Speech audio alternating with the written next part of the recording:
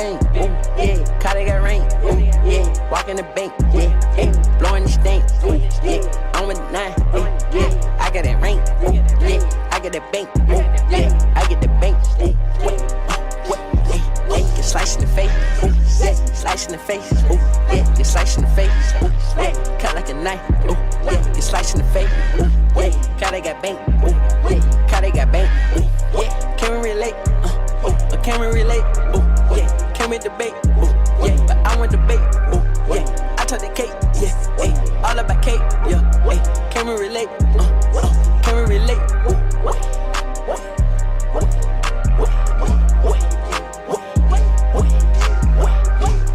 I can debate, yeah. I want debate, yeah. I want the cake, yeah.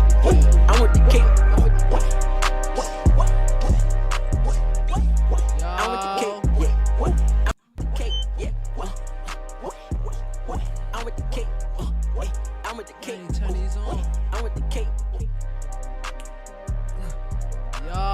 What's up, chat? Yo. What's up, everybody? You know what I'm saying? Welcome. I don't know if anybody in the chat yet, but if so, what it do? Even I said we're back with another stream, back on another week of grind. You know what I'm saying? So before we even start this the stream, it's gonna be a cool little short stream. Tomorrow's gonna be lit, so you want to be in here tomorrow. Tomorrow we're gonna be playing games. Today is gonna be more so we just gonna vibe, you know. We're gonna vibe. You see what I'm saying? We're gonna chat a little bit. Go full cam on them. We're gonna chat a little bit on some cool stuff. You dig what I'm saying? Why my hat look like I'm a pizza man? I don't know. Yo, chat, I'm getting very comfortable with y'all, gangies. Gangosaurus Rexes. I'm getting very comfortable with streaming now. But all I want to say is we are on a month. We did 4 weeks. Ladies and gentlemen, round of applause. Who the fuck was that? We did 4 weeks straight, guys. 4 weeks straight of grinding. Very, very, very, very, very, very, very, very proud of myself. Very proud of myself. Let's take a look.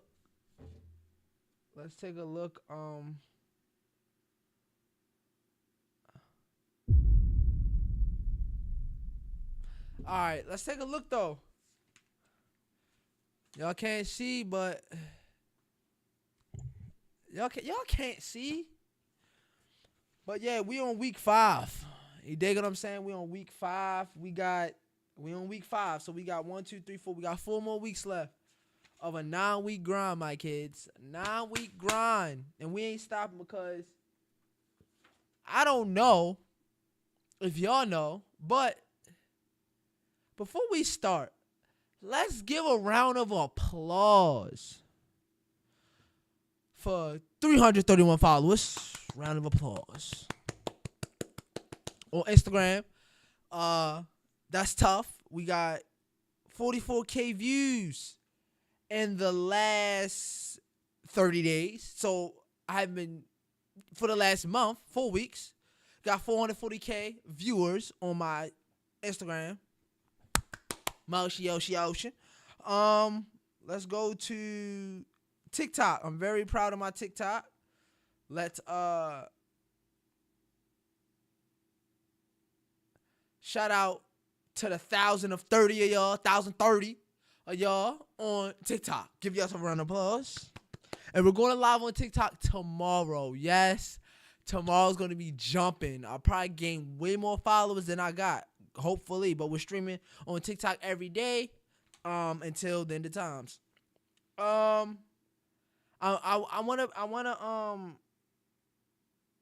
very proud of a video I posted on TikTok. This one. We got 9,563 views. Give us a round of applause.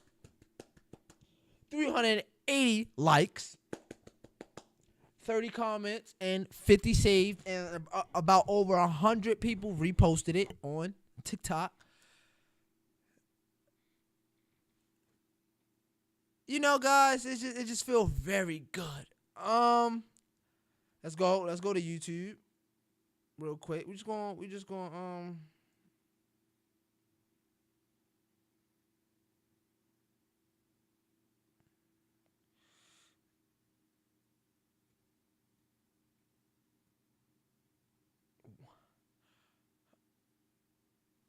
I just got this on the notifications. You hit 10,000 views. Nice. More people are watching. You're short. View analytics. We got all ages watching my shorts. We got over 555 likes, over 11 comments, and over 20 plus subscribers. See what I'm saying? We got 655, yo. We can get 1,000. We can get 1,000 this fourth quarter. We can. We're gonna keep grinding and keep doing what we do. You know what I'm saying? So I want to do real quick. I'm chatting. I don't care. I want to do a Halloween special, right? I wasn't going to bring it to the surface because I don't know if I'm going to do it or not. But I low-key want to do text. I low-key want to do text. I low-key want to do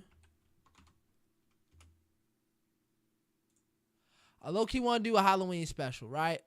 So y'all see this? This is one. Hold on. All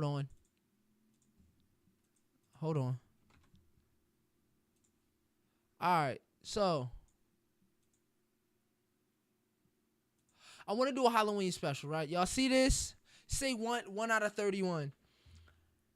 I don't really know if I'm going to fall through with it. I don't know. I really want to, but yo, it's Halloween time, spookiness. I want to stream for 31 days straight of Halloween. We're going to do 31 days straight from today to the 31st, and then my birthday is November 2nd.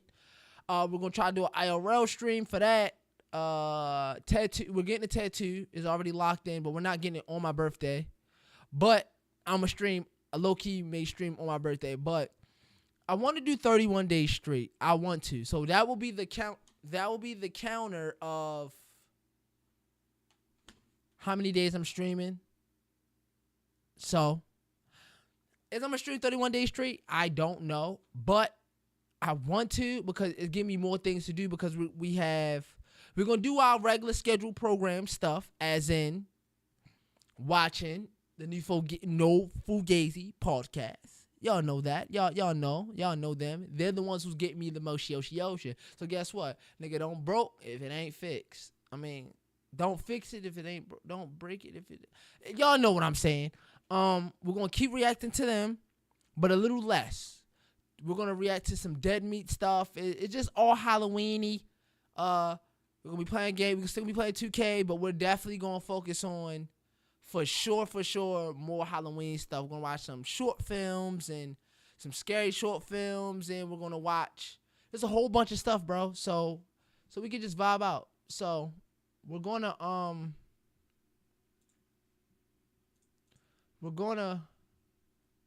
so 1 out of 31. So every day, going to add a little tally to that.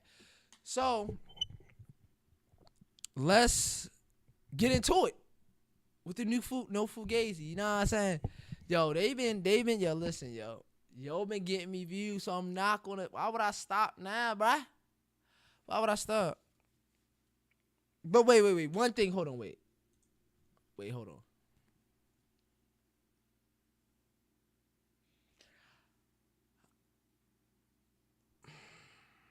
The thing is, right? The thing is,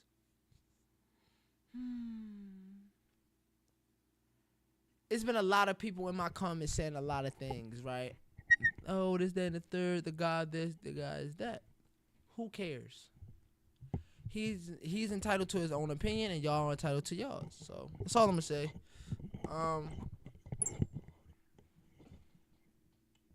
tighten that.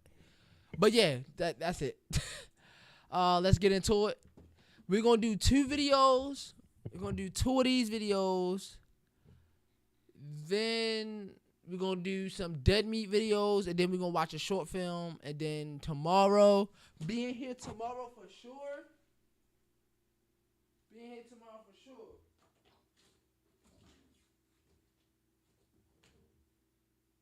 I don't know what's scarier.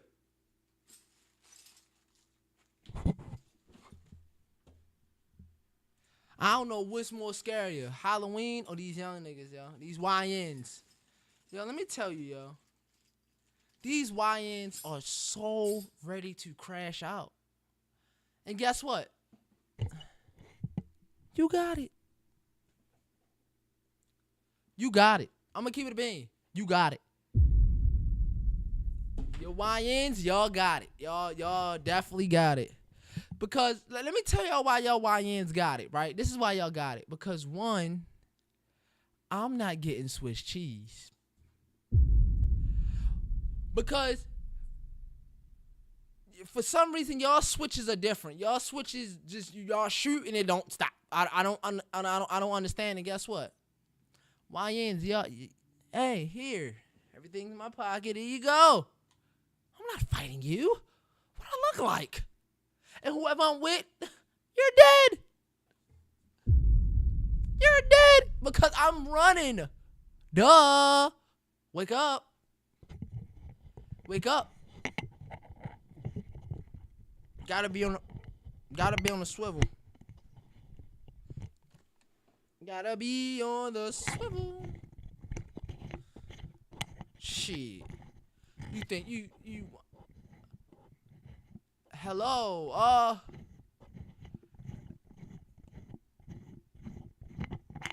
I'm great.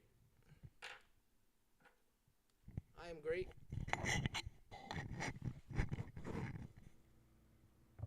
You from Twitch?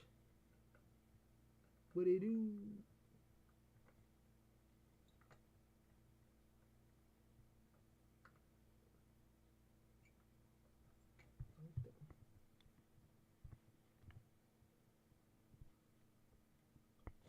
And I appreciate you. Yeah, my day going swell. I don't know. I'm so used to it being on this side. Why? Come on, don't start. Don't start.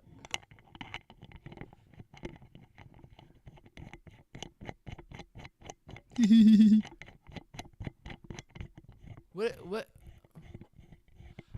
Oh, I can't see that on my PC. So whatever you put in, be nice.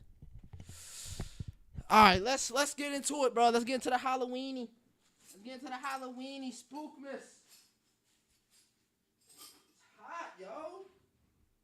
Eat a Frank. Yo, what are you putting in a... Okay, you do. Hold on, let's cook. You said you, by the way, I'm an artist. I do like banners, logo, overlay, emotes. Gaming room thumbnail. Yo, why?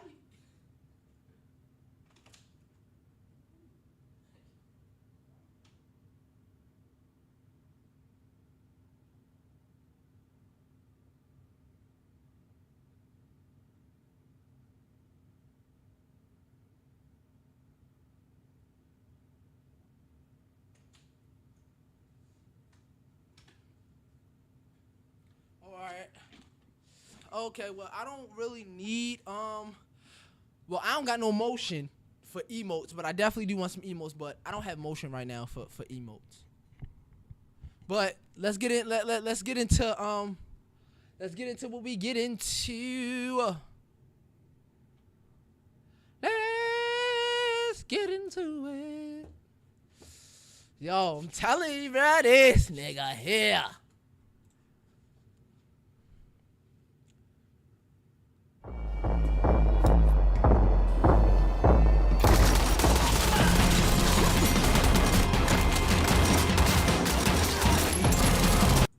why is it okay for, women to women to shame men for being broke, but it's not okay for the man to, not really shame, but, tell the woman to, hey, get in the gym.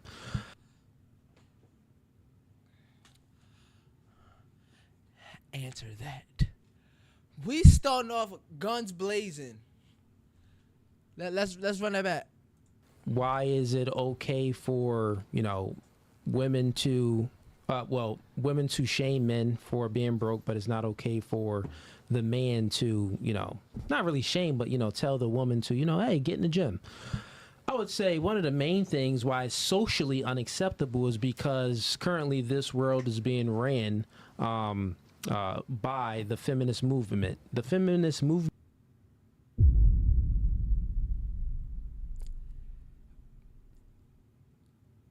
I might tell you a joke, but I'll never tell you a lie.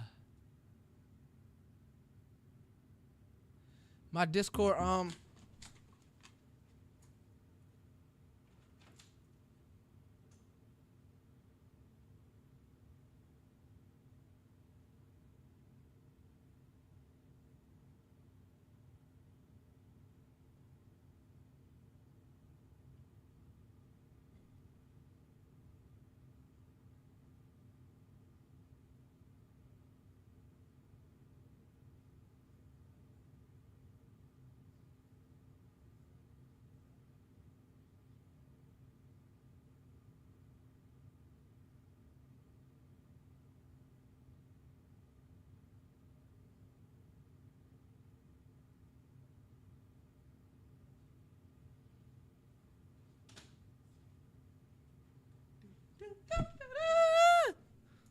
movement is in everything. Like feminism has taken over. It's sunk into the churches. It's sunk into the schools. It's in the workplace. It's in relationships. It's in everything.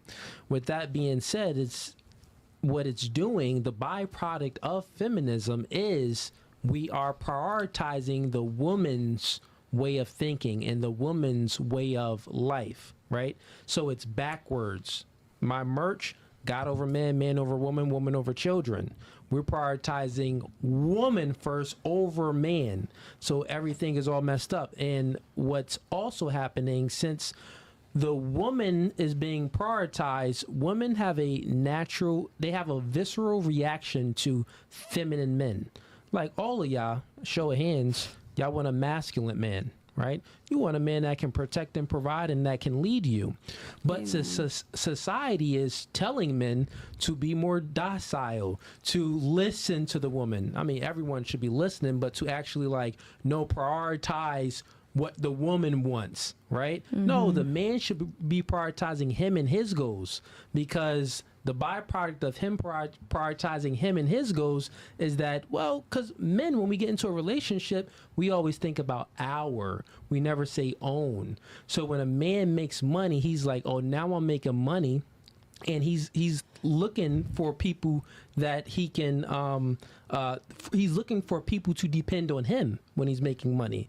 When a woman is making money, no, she's looking for independence. You get what I'm saying? Facts. So it's all reversed. So yeah, so that's the effects. But go ahead. Well, I would say that the media doesn't help either. For sure. Like if you think about suddenly classic movies that they were male heroes, now it's like the female hero. Now it's female heroes. Now it's in every movie and every TV show it's females with. Hey, my camera do that. Every show now is females, and all this extra stuff. And then you have all these TV shows where it's family dynamic, but then the woman treat the man like he has no opinion. Like everybody loves Raymond. I love that show. But Deborah just treat Raymond like it's nothing. Oh my gosh, me and my mom do not like Deborah. I think it's funny because it's clean comedy, and I like clean comedy. But I do think that the way they portray men in that show. It's like they are the girls and the woman in the show are the one. Yeah, it's true. The influence of media is definitely It's Like not I always say, helping. influence is a powerful force because that creates our thinking and that creates the way we behave. Yeah. So if, like you said, if it's on, that's, you know, all of these shows that women are kind of Everywhere. leading. You got the Marvel shows and the superhero shows. The women are stronger than the Boss men. Like what? You even got what was that one movie, Woman King? Yeah, yeah. Like God dang, and it was all that's black women in the- Africa. Like all right. Exactly. Like, and for young minds, like the new generations, they don't understand the difference yet because they didn't live through enough to Yeah. understand that that's not a good idea. Just like democracy, you know, like up to some point, you still need capitalism so you can still be, you know, grow your business. It's like everything. It's like it needs to be a balance. But when the media is pushing an agenda, the original idea of being feminist, it was to help women to, you know, to have some rights, like be able to Yeah. vote, to be able to drive. Who you That was you it. voting for? You gonna vote for Camilla or Trump? Yeah, Did I have to answer here? Sure, why not? You can answer here. Keep it no fugazi. Trump. Trump. I Trump, could yeah. tell. I could tell. Then that means you need to move out of L.A. and come on over. Well, not we in PA. Maybe go to Florida But you or know, Texas. like he's like the reality, like they portray him as something, but it's just a portray. Like in reality, you have to focus on like what he, you know. But this politics. But anyway, my no, point no, is that's like totally fine. my point is like feminine movement. It had a purpose, and it's supposed to be to help women to, you know, to live better life. But then it but pushed. by doing so, it But then they start to push to the way with family values start to Yeah. go away, and a lot of things. And then young generations, they not been through enough to know that some things not gonna work in long term. And that's the thing. Like, it's a nurture versus nature. So feminism is like, well, let's nurture society to accept women and give them all of these rights and stuff like that. And totally fine. I think women should have, you know, choices. If they want to work, you know, go ahead, fine, you could work and stuff like that. But they wanted to nurture it on society. But guess what? Nature always wins because nature is our biology. So when a woman works, what happened was, okay, back in the, you know, the 50s and stuff like that, women wasn't working, maybe had a few jobs and stuff like they were working, but wasn't really, Not too you know, much. leading the household. Really, it was the man paying the bulk of the bills. That's how most families was. Now most families is 50-50 or sometimes the woman usually making more. You know what I'm saying? So back in the day, how the biology worked was that, okay, the man is the head of the household and he's bringing in the bills, so she's able to admire the man, look up to him. But now Facts. women are working more, so she's making money. But women, your biology is hypergamous. You have a hypergamous nature, meaning that you want a man that's doing better than you, or at least on your level, but you still prefer him to be doing better than you. So now, women in the workforce, you're making 100K. Guess what? You only really going to accept a man if he's making 100K minimum, but you really want a man that's making more. So what be happens honest. is, as you enter the workforce and you climb up that corporate ladder, guess what? Your standards Go climb way up up. too. But most men don't meet those standards. So as your standards go up, your options go down. So then it's like, well, god dang, where's all the good men? Well, blame feminism for that. There would be plenty of good men that you would see if you wasn't really out there asserting yourself like that. But That's it's facts. that's just how things work. So it's nurture versus nature, and we all know that nature always wins. So yeah. It's like Facts. the ocean, like in LA, like it's always taking back the land. You know, like you all these beach houses, and some point or in Hawaii, and some point they've been losing land because the ocean is taking back what it belongs to. Yeah. Facts.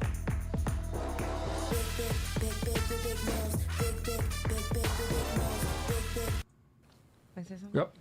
And I agree with you. It's like a domino effect, right? So now women are working. Before we were able to raise kids, right? So now we have to work, give 50-50, right? And the kids are growing up on their own. So because the kids are growing up on their own, and sometimes families are not staying together because the whole dynamic changed. Now there's no men in the house. Then these kids are basically being raised on their own or by the school or by society because now the woman cannot be there to raise the kids. So it's like a domino effect. So I feel like that is the whole reason why society in total is collapsing. I'm not blaming it on feminism, but It's because things got taken a little bit 100% too feminine's far. fault. I feel like everything Because with a look, balance. bro, it's just that, bro, it's feminism because, bro, just everything evolve around females, and it's like when you watch a movie nowadays, it's literally be two women married raising a boy, or be two biracial couple, or be a woman like it's just, bro. When I was growing up, bro, it was not like that. Like we had Superman, Batman, Spider-Man. We had all this. Now we got Wonder Woman been around, but we got like all these new Marvel characters that are females, and 9 times out of 10, those female characters like also females. So it's like it's just society right now is just terrible. It's really terrible. It's so terrible. It's good, but when you take things too far, Exactly. that's when things have a bigger effect. I am Yeah. with feminism because I'm a female, and I support women empowerment and all that. But when things are taken out of content and are taken way too far above the line to what they should be, that's when. Well, things that's happen. the thing, right? Like, we've been socially constructed to think certain ways because of feminism. Like you saying that you promote, like you're with women empowerment. Whoever said that women didn't have power? They had power since the beginning of the time. We all here because y'all Right. birthed us. You know what I'm saying? Y'all always had So it's power. like, That's what I'm saying. Y'all always had power, bro. Y'all think y'all don't have power just because y'all don't work at the jobs we work or make the money we make, bro. Y'all have power. Y'all have power to life. That's the highest power you can get. You have power to life, my guy. Like, just because you don't work at the same job, just because you don't make as much, and just because, bro, you have power to create life, bro. Create life and hold life in you. It's crazy. What are you saying when When you're talking? I'm speaking in general, like, because it's not you that say it. Is like many women say this. Like, what are you really saying when you're talking about women empowerment? You already, the empowerment that you have that's in you is that you are a woman. You have a womb. Right. You can give birth to the next generations and all the generations to come. Since you can give birth, guess what? Since also you run the dating market, right? It's illegal for men to commit SA. So that means that most men, the majority, 99% of men are doing it the regular courting process way and not actually taking your value from you. So that means that since you run a dating market, you could go ahead and that's power right there. That's you power, can bro. assess the market and work on yourself to get to make your value in the market so you can compete more, and then you can choose, right? So y'all don't even know your own power. One, you get to choose the men. Then not only that, you get to then you produce the next generation. So you already have power. And what's natural about men, right? Natural about men is we have our own biological stuff that's different about women, meaning that we're stronger and stuff like that. Right. But what that does is it creates a hierarchy. Things work better when it's a hierarchy, a triangle, right? So God over man, man over woman, woman over children. But the thing is with society, they switched it. They made it upside down. So now women can't really respect men like that because, they're working and out competing them in most cases. Right. But not only I just that, said that. it's like you've been socially constructed to think that it's a good thing. It's empowerment. So, yeah, I don't really need a man. Go ahead. I also think that we've lost the nuclear family. I do believe I have very conservative beliefs when it comes to men and women. I believe that, obviously women produce children, but I believe that it's the mother's job to make the rules and it's the dad's job to enforce the rules. So I think when I say nuclear family, I mean a dad that provides, a woman that nurtures. And I think that kind of sets the stage for the next generation as to what they believe is okay. Well, with that being said, and when it comes to communication, who do you think is a better communicator, men or women? So you said women should make the rules, right? So who's a better communicator, men or women? I think What'd men. she say? She said women should what? You said women should make the rules and men should enforce them. Correct. So No, that don't make sense. right, that's why Well, I'm asking. Hold on, that's why I'm asking. So who's a better communicator between men and women, men or women? Who are better communicators? If you're not a profitable trader, after working with me in 8 weeks, I will personally hand you $7,000. And I'm confident in making this.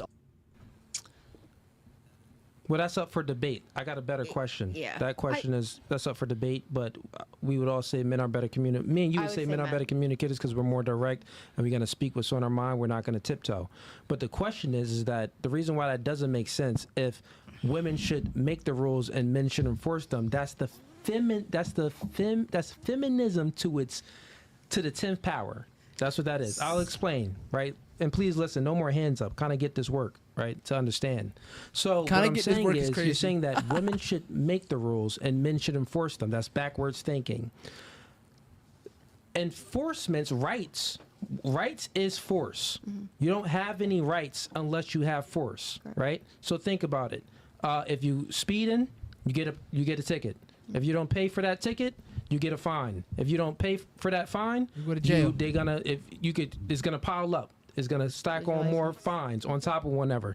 So it gets to the point where if you get pulled over or something, they're gonna lock you up and take you to jail. So they're gonna force you, right, to actually pay that fine. So all these rights and these rules and regulations is all backed on force, and men enforce all of these rights. Correct. You got it? So if it's anyone, since men actually have to go out there and enforce rights, if it's anyone that's going to be making the laws and stuff like that, is going to be men.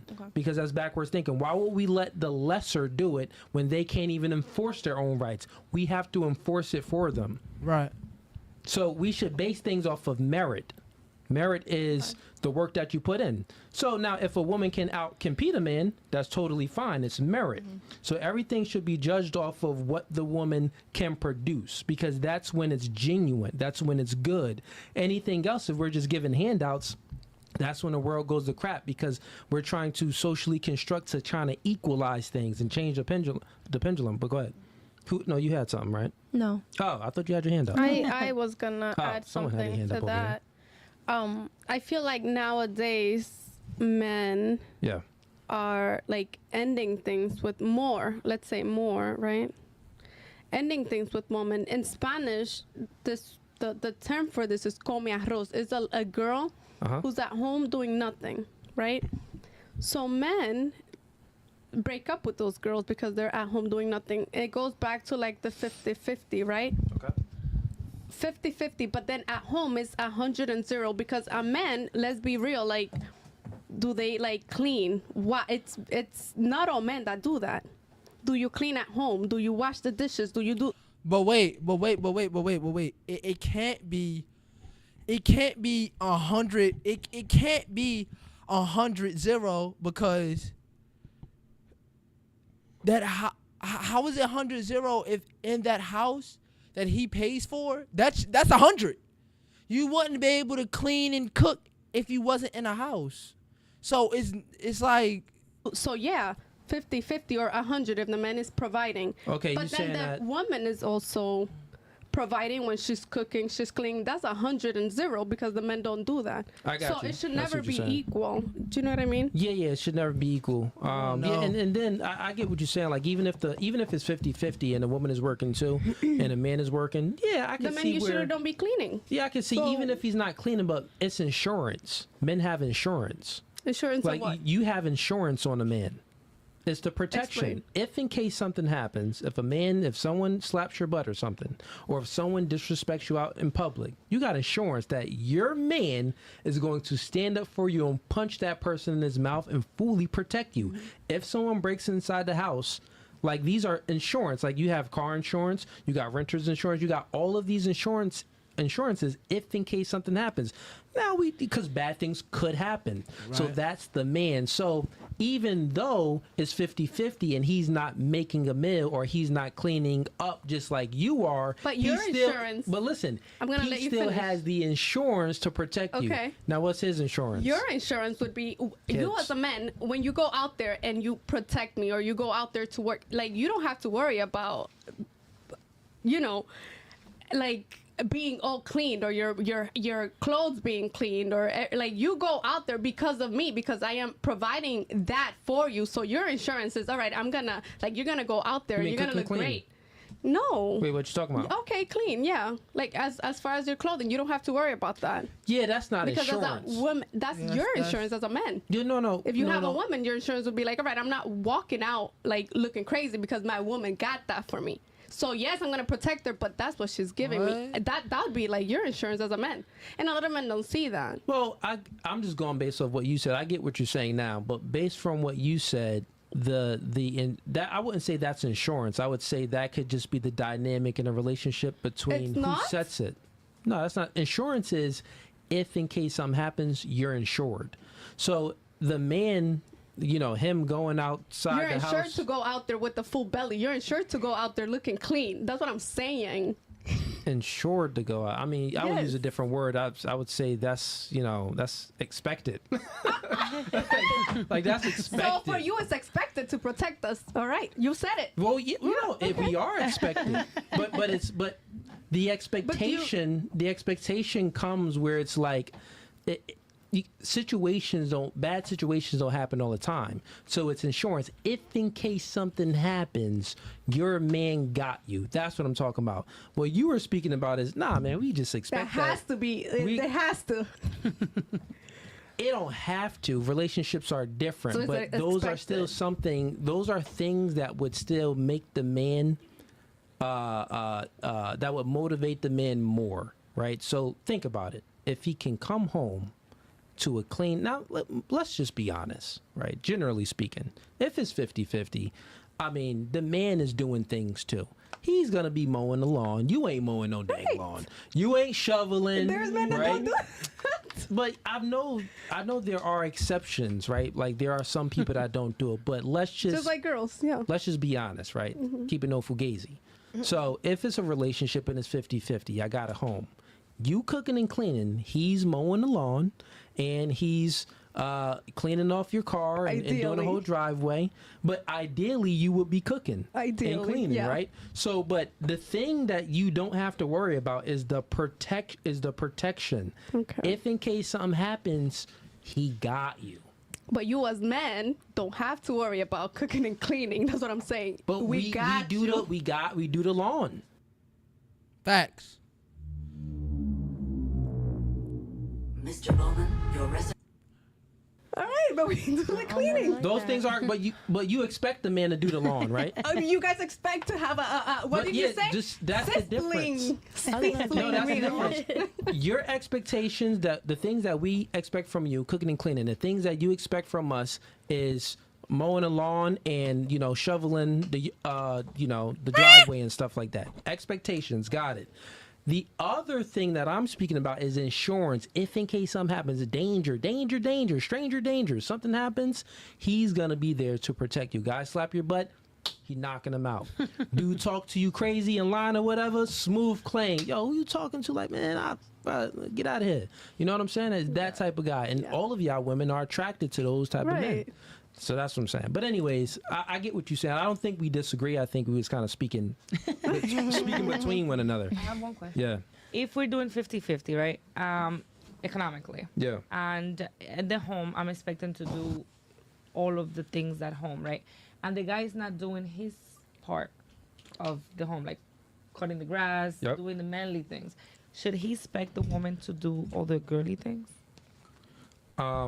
He's not doing his part at all. No. Should he expect he's doing the 50-50, but he's not mowing the lawn or putting the stuff on the walls. Oh, yeah, no.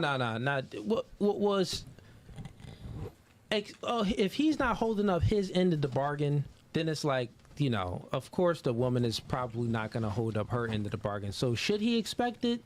No, he shouldn't expect it. Should the woman still do it? Yeah. I think one of the great things that that a good woman is when a man loses his way, the woman is there to stay loyal. Women are loyal. You should be loyal. You're supposed to be loyal. You were built to be loyal for one man.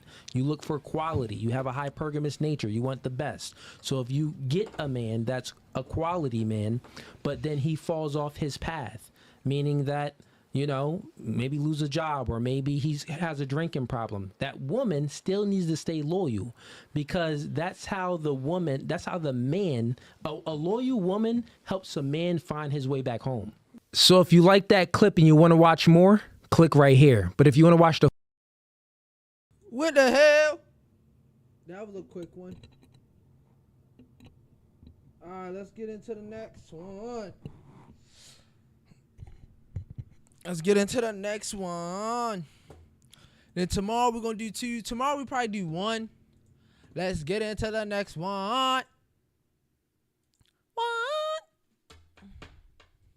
Fire TV has so many great recommendations. Yeah, it serves up the best options from all my apps in one place. It's like it knows what I want to watch before I do. The orangutans have escaped the zoo. They're everywhere! I'll go ahead and answer your question. You were talking about, you know, why women are ran through and not men. So I already gave the analogy with the key in a lock. I also told you about the, you know, women have higher standards, men have less standards, but we can speak about it in so many ways. One of the simplest ways is to speak about what's easy is not respected, right? So it's easy for you to have sex with guys. It's easy for y'all to have sex. It's hard for men to have sex with girls. Facts. Some of you ladies think that it's easy for men to have sex, but it's still hard because you only looked at the end product of the guy. You look at a guy, you see he's 6'4", he got his money in line, he's doing something in his life, he got this status, or he has this confidence about him. You think that he was just made like that. No, he had to build himself like that. So it's not easy to be attractive to women, right? Because you are picky. So what's easy is not respected. So a woman that sleeps around is a whore. A man that sleeps around, well, the way we perceive it, he's not a whore. He's a whore maker, right? A man that can sleep around, obviously he's doing something right. He has something right about him because women's standards are high. When a woman sleeps around, she's doing everything wrong because her value, she's born with her value. So her job is to retain her value, right? The man has to earn his value. That's why your YNs ain't getting none, because guess what? You gotta earn it. You gotta have some type of motion. You gotta have motion. You gotta have money, or you gotta have a job. You gotta have a whip, and then you'll get some. If you don't got none of those, you don't get none. A female can be dead, broke, dirty, everything, and she can still have, you know, value. So when he earns his value, when he sleeps with a whole lot of women, he's expressing his value. Now, we're not saying that this is a morally right thing to do. They're both immoral. A woman sleeping around and a man sleeping around being promiscuous, both immoral, both wrong. But the way we perceive it, right? The way just we perceive it, it's like, you know, she's ran through. The men is running through. Hey, if you're watching this right now, you're one of those guys, you're approaching a girl, you're always fumbling and getting rejected. You're probably thinking like, is it my confidence? Is it the way I conveyed myself? And it could be. But I know one of the things that most guys seem to always forget about is their skin. Having good skin makes a big difference in how the woman is going to view you. The first thing they see is your skin, man. So I recommend T.H. Hanley. That's our sponsorship for today. And I'm not just recommending this. Like, you don't have a penis to go inside someone. So we can even speak about the physical attributes to it as well. Like, if me and y'all have sex, I'm dominating y'all. You're not dominating me. You don't have anything that's penetrating inside of me, and I wouldn't allow that as a masculine man. Right. You know what I'm saying? So even from the physical aspect, the other thing is, for a woman is the most ultimate form of submission. Like, there's many forms of submission, but spreading your legs and allowing someone to slide in between your soul gaps and smack it and flip it around is the most ultimate form of submission. Soul gaps is crazy. No more submissive than that, right? You allow a nigga in the soul gaps, like, God damn, baby, he in there. You think that every time a woman has sex, you like them showing submission though? Yes. What you mean? It's the most ultimate form of submission. Nah, I've been a top. That's what I'm saying, but like, I don't think that's. What does she be saying, bro? It's always her saying dumb stuff. She always do that, bro. It's like you tell her something, and like the opposite. She goes the opposite. She's not listening, bro. He's literally saying that That is the number one. You're submitting to a man. Don't matter if you're on top, on the side, from back, from front, inside, outside. Writing. Y'all is too You're straight getting to know what that drilled. means. You're getting drilled. You're getting drilled. What you talking about? Okay, you're It doesn't getting matter if you're on drilled top, when- bottom, on the side, in the corner. Like you're getting I drilled. just said that. You're getting drilled when. Nah, let's not even go into detail. But that's not even real. For real. Wait, what's not real? What is she talking It's about? not just legal. You can tell she a Trish because she's definitely one of those. She is definitely one of those that's ran through and always want to explain how she's not ran through, bro. It's always those, well, because he did this to me, it don't count. Just I mean, everything I just said. I don't think that every time that a woman gives up sex, She loses value. equals submission, though. I don't think that. You lose value. Females, when you have with a lot of men, you lose value. It's basically like a car, right? It's a car. When you go to a car dealership, what do you look at? What is the first thing you look at? What is the very first thing when you look at when it comes to getting a car? The body. Then after that, the miles. So if the body look good, if the body of the car look good, and then you look at the miles, you like, yo, this car look good, but shit, it's got too many miles on it. That's how we look at females. Your body can be smelling that. You can look like Halle Berry. You can look like anybody. But if your miles are too high, bro, I'm gonna be like, all right, you know what? I can probably smash. And then after I smash, I'm not gonna want to cuff because while you having a lot of bodies, that put in my mind that one or two things. That's one, you're easy. Two, if we get in an argument or have a disagreement or anything, you may go somebody else. That's how it usually goes. So yeah, I just don't understand why females always want to compare females and males about bodies, bro. Like, It's submission because you're letting a guy inside of you. Inside your body. I don't understand how Control that it. equals that to y'all, but It's, y'all can you're, have it. submiss- I'm you're, just saying. you're submitting yourself. You're submitting. You're submitting your body to him. Yeah. That's not submission, though. But that's what I'm saying. Yeah, no. Submission, bro. Can we, when you open up your legs and you let a man in your body, you had to like him some type of way, bro. Like men, we can crack and don't care. We can just crack. It don't really matter. We don't care. We could do that. But a female, like, when a female, you have to literally open your legs to a man. We don't open our legs. You have to open your legs to a man and let him in. It's like, basically like this. Let's get this analogy, right? It's like, when you open up your legs, that's like leaving your front door open. And you gotta walk in. You gave him access to the crib. For men, we have the key. And if we don't have that door to access to get open, we don't have sex. Females, you leave your door open, we walk in. It's like a revolving door.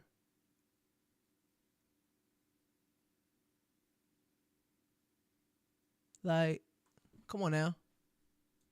On top of my physically meg submitting knees to choking you, that that's makes me submission. submissive? Like, No, girl, no. I don't I think didn't say that makes you. It's just it's submissive. It's an It's a submissive. small form. I'm physically, Small but I or will big, it's never. still you're still submitting your body. I will never mentally submit to a man that I am just. I'm smashing. If I'm horny, we're not I talking just want to about mental- smash, and that's it. what I'm saying. That's not me submitting. I just want to smash because I'm trying to get the edge off. I think No. doing the dishes is a greater form of submission than sex. What? That's just me. What? I'm I'm smashing. If I'm horny, we're not I just talking want to about mental- smash, and that's it. That's not me submitting. I just want to smash because I'm trying to get the edge off. I think doing the dishes is a greater form of submission than sex. That's just me, though. It would come from you when you said that you're trying to expire yourself. Of course you would say. No, The girl that says that she wants to be expired. No, everyone expires. Said that dishes is more submissive. No, everyone expires. Everyone has an expiration date. I'm just saying I'm trying to run my cuteness before my cuteness expires and I get wrinkly, you feel me? This game, you're not ready. All right. There's a big difference. Everyone expires, okay? I feel like you guys are explaining it a little wrong. That's kind of triggering, and I think that's why we're coming off the way we are. Wrong. Maybe Okay. How would use you the explain word it? No, because submissive, though. I could ride you, That's but the you can't correct- ride me Let me the Google way the I'm word taking submissive. over. Bro, Type. What the fuck is he talking about? Because you can make a man Listen. nut just off doing what you got to do, and he didn't have to lift a finger. He did not have to lift a finger. Listen, submission is yielding to a superior force or the will or authority of another person. For sure. They were so that's what that is. The action. So if I used you, I'm submissive. He had to get you. No, I got him. Exactly. Amen. I come to you. If I come to you because I want you. Yeah, because you want Yes. it. You want it. Ready It doesn't to have to be to conform him. to the But if authority I or want will it, of others. But at the end How? of the day, If I'm using you? he wins regardless. Put your mic how? closer. matter. How though? How? Because if he wants you, no, it's okay. If he wants you, and you allow it, well, he done got you. Who said I want him And- though? That's the thing. You're not- Who said I want? If I just want to be there. No. Listen, baby girl, we talking about submission. So Yeah. if we're saying submission, if you submit to the man, you want him. Women don't sleep with guys they are not attracted to. You only sleep with guys that you are attracted to. Stop. You all about to think, well, I'm not really attracted to him anymore. Yeah, but at the time you was attracted to him. Because I know how y'all think. Y'all go right to the past and y'all start to think about the trauma. Yeah, you was attracted to that nigga though at some point. You're not attracted to him now. So what I'm saying is, since you only have sex with guys that you... Hold on, chat.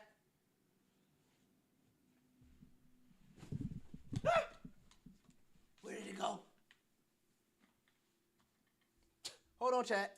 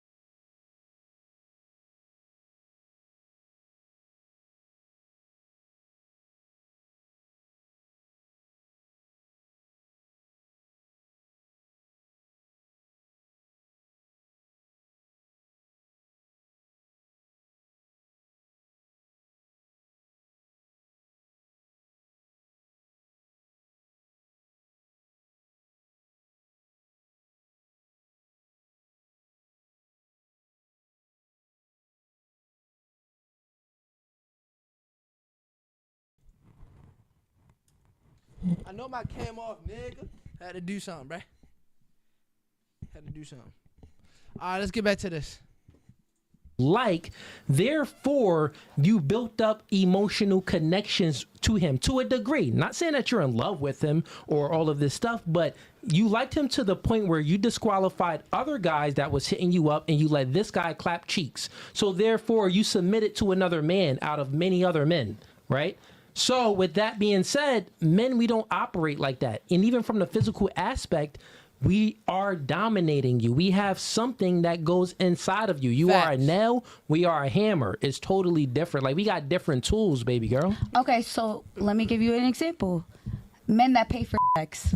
What? How is that? Those are simps. Y'all don't respect them. We don't respect them. God don't respect them. Their ancestors don't respect them. No one respects simps. Okay. That's a fact. Okay. I go harder on simps probably But than I do on... is he being masculine or submissive? Which one? He's not being submissive. He's just being a simp. Yeah. But it has to be either or, though. Either or. Is he being masculine or is he being submissive? The act of simping is pedestalizing a woman. So if we're saying that if you are pedestalizing a woman, bro, I would say it is not sex. He don't got to be doing anything sexual. But pedestalizing a woman without the woman reciprocating, yeah, you're being submissive to that woman. Okay. But that's different. We're talking about sex being the most ultimate form of submission for a woman.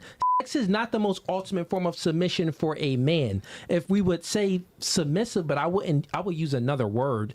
But a man that is, willing to protect and provide for a woman and willing to take a bullet for a woman, I would say that would be comparable. That would be the equal opposite equivalent to a woman submitting. Because it's like, yo, you willing to put your life on this line for a woman that you love. Okay, this woman is spreading open her legs and allowing a man inside her, which women take on more risk when it comes to sex. Right? Hold on, chat. Hold on, chat.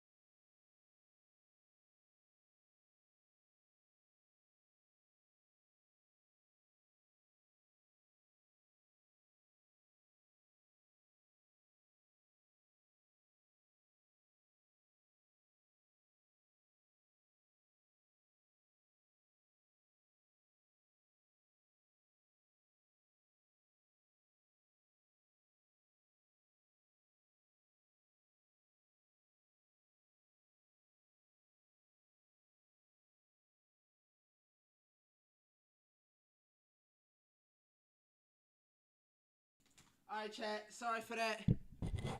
It's a little hot in here. Sorry, chat. Sorry, chat. Let's get back to Oh shit! Shoot. Let's get back to it. Sex being the most ultimate form of submission for a woman. Sex is not the most ultimate form of submission for a man. If we would say submissive, but I would use another word. But a man that is, willing to protect and provide for a woman and willing to take a bullet for a woman, I would say that would be comparable. That would be the equal opposite equivalent to a woman submitting. Because it's like, yo, you willing to put your life on this line for a woman that you love. Okay, this woman is spreading open her legs and allowing a man inside her, which women take on more risk when it comes to sex. right? You take on a whole lot more risk when it comes to sex. You can get pregnant. Guess what? That man can just run off, but you got to take care of the baby. You know what I'm saying? So it's a multitude of things why it's more riskier for a woman to be promiscuous than a man to be promiscuous. Furthermore, if we just take away all the contraceptives and speak about it from, you know, like thousands of years ago, regular nature, I can have sex with all of you and I would know who the baby is. It will be my baby if I have sex with all of you and you don't have sex with any other guys. But if you have sex with all three of us, well, we don't know who the baby is. So it's an immoral thing. It's like, well, god dang, you whore, who's the baby? But if I smash out, I know that's my kid. You get what I'm saying? We know if it was his, though. Yeah. We know if it was his. You don't probably know. We got the blue-eyed white guy. We know if it was his. That was a good one. That was actually funny. You're not funny, but you know. That was a good one. know if it was Steve, but us there, yeah, you'll know if it was Steve. It was looking a little paler than the chocolate. Well, we know that it's not his, but it could be one of them. Okay, gotcha. That makes sense. That's stupid. All right, ladies. Any other questions? No. Nah. All right, cool. Let's get to dang, bro. So, y'all coming in with the super chat, still throwing in the 20s and stuff. I ain't even gonna lie. Okay, let's see. Where we at? 10. All right, I gotta speed through these because we going too long. Just scroll real fast and then stop. She sends in $5. Tattoos on women is a huge red flag. Raise your hands if you think tattoos are a red flag. Here's what it's like to go to school for firearms, technology, and gunsmithing. Sonoran Desert Institute's online programs cover troubleshooting, firearm operations, shooting sports management, and more, with hands-on projects and lab materials shipped to you. Visit sdi.edu to learn more.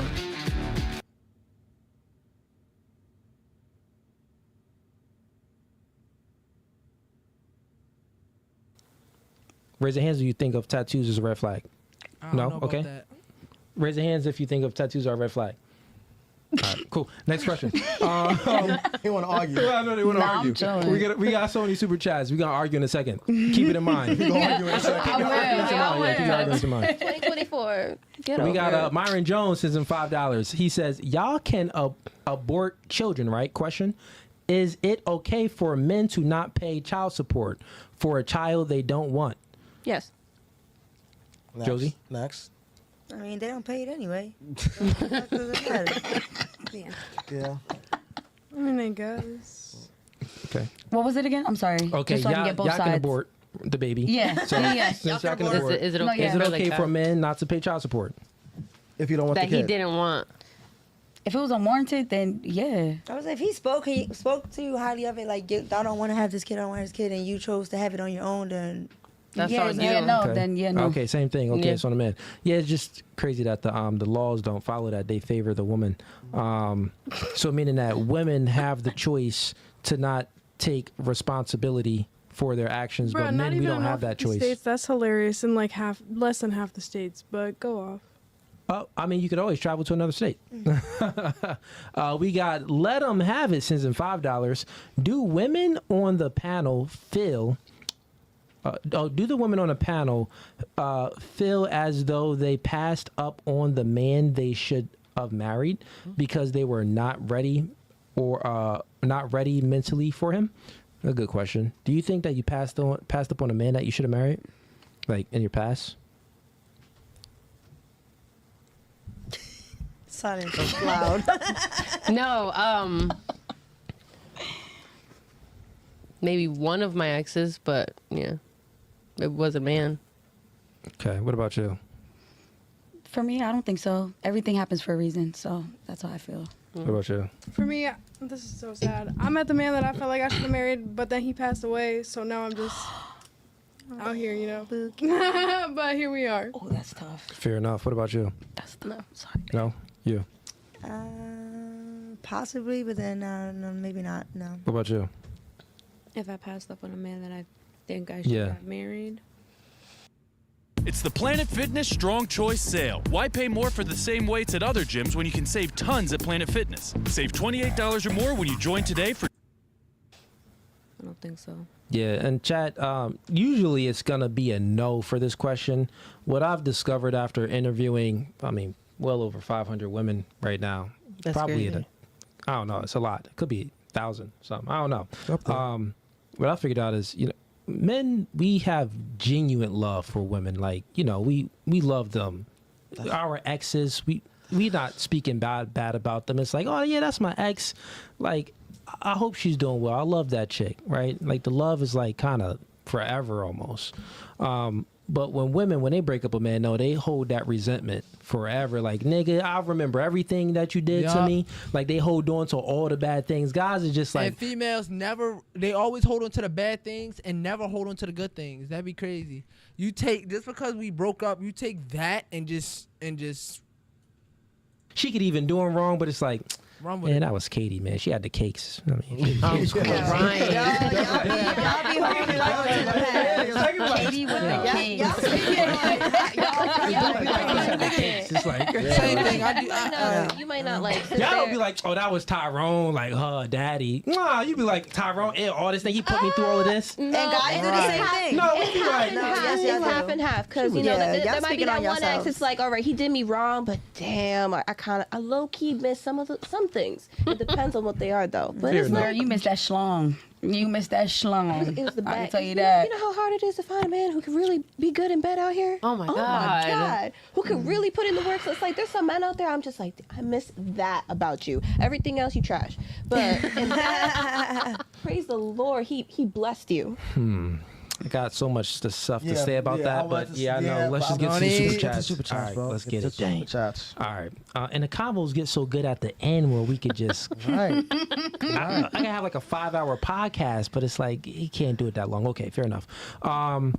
We got Yessie. Oh, girl, sends him $5. She says, "Everybody, what do you think about having the parents?" Mainly the father choosing a husband for their daughter. For the society. Yeah, we talked about this, Yessie, but thanks for the question. We got Myron Jones. Okay, who was the last person that sent in the $2? It was the person that said like PDF. I can't say it. Oh yeah. Oh yeah. Yeah. Did I get to it yet? Okay. Oh yeah. No, I'm at Myron Jones. All right, bet. Okay, so we got Myron Jones, Shorty in the brown suit gonna get kicked out. Yeah, Shorty got kicked out. We got G. Rick sends in $2. Doctor or not, it's sexual. Plain and simple. That's a fact. I explained that to him. Holiday Tone sends in $5. Which would you rather have your daughter in a loving age gap relationship? A 15 years, 20 years, 35 years, or to do OF for a living. Brown, you don't respect men. Stop. What? Okay, so we're talking about an age gap in a relationship. So which would you rather have your daughter in a loving age gap relationship? Just a show of hands, who would choose an age gap 15 years? That's like, the best. Okay, 15 years. What about 20 to 35 years? That's giving pedo. Okay, and then No, he was saying, would you rather have it like 15 years age gap as like 20 and 35-year-old together, or would you rather be an OF mouth? Oh, that's the question. Okay. Oh, you heard that in the question. Dang, I've totally heard. Because I was thinking about the years. Steve. I was thinking about the years. I thought it was 25 years apart. I'm like, so yeah, which would you prefer? So the age gap of like two completely different things. What is 15 years? So it's age 20 to 35. Are you okay with that? I like the age gap. I would rather. Like, so she's 20, but he's 35. Are you okay with that? As someone that's in an age gap relationship, they fine with that. Yeah, I'd rather her be an OnlyFans model. Age gap relationships are real bad.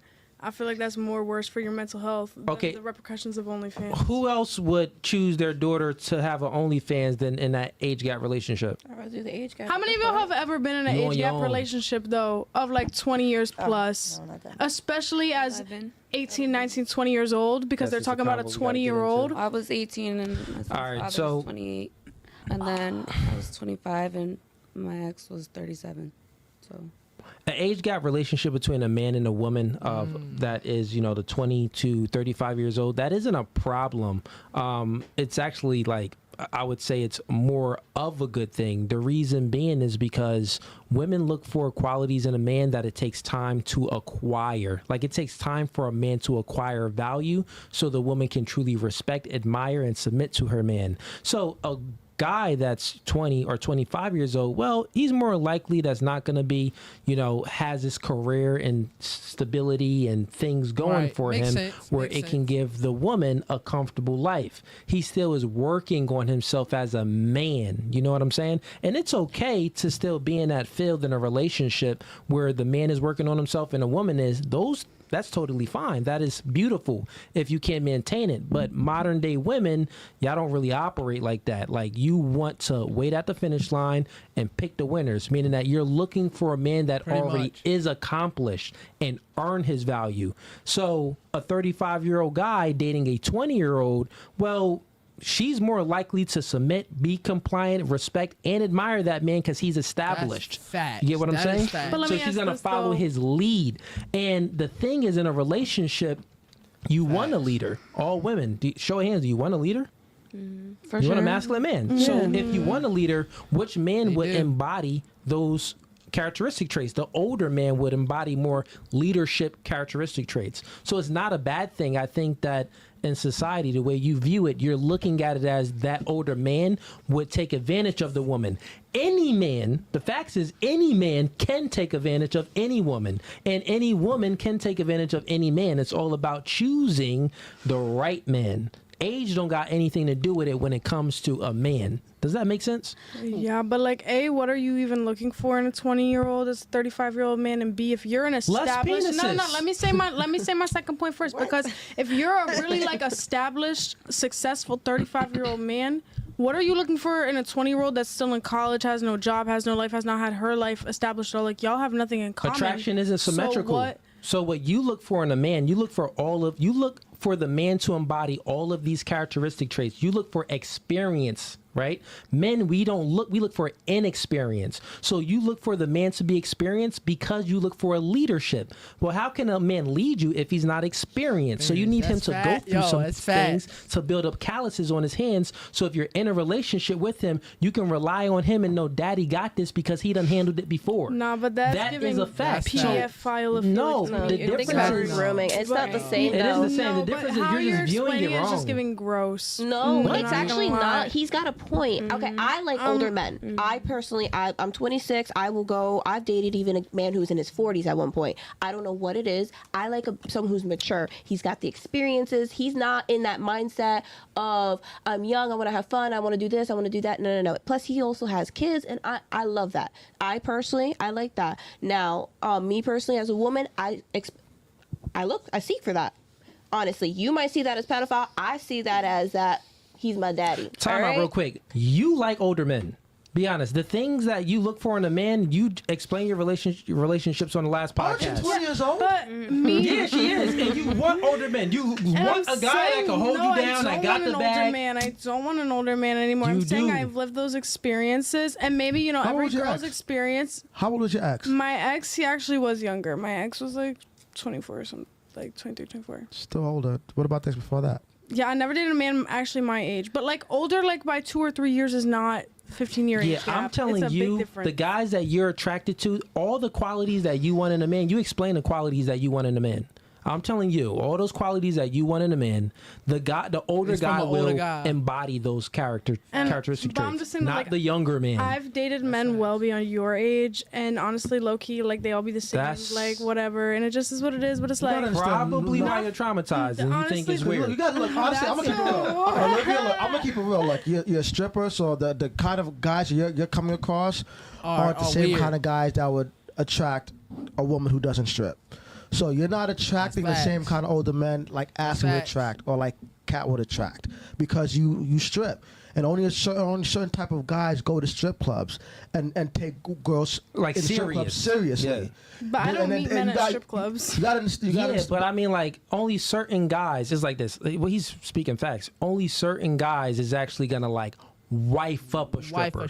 And I'm saying that those guys that will wife up a stripper, generally, right? They don't have high value. Now there's exceptions to the rule. You can say like Kanye West, he wifed up Amber Rose and stuff like that. Yeah, those were celebrities. There's always exceptions to the rule, but the exception doesn't make the rule, right? So most men that you encounter, well, if they are a man of value, they're gonna smash, but they just not gonna like wife you up and like commit to you. Right. Most guys, but the guys that have lower value, well, guess what? They don't got any options, so they'll take what you can get. They can be like, oh, a little pretty girl. I don't care what she does. I'll take her.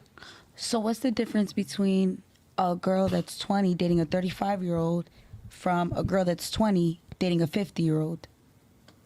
What's the difference? Or is it exactly the same? I mean, bro, because if you do see a girl that's 20 years old dating a 50-year-old, what's your automatic thing? Well, she got daddy issues. Well, right or wrong? Amen on that too. Well, Right. I mean, no, because Leonardo DiCaprio is dating these younger chicks. But he never goes past a certain age. He don't go past 25. Exactly. Well, that's what I'm saying. But that's a good so thing. He's a smart man because he know that the more time a woman has on this planet to bag up baggage, to acquire more baggage, and to be programmed by her exes, her past boyfriends, her Instagram, and all of this other stuff.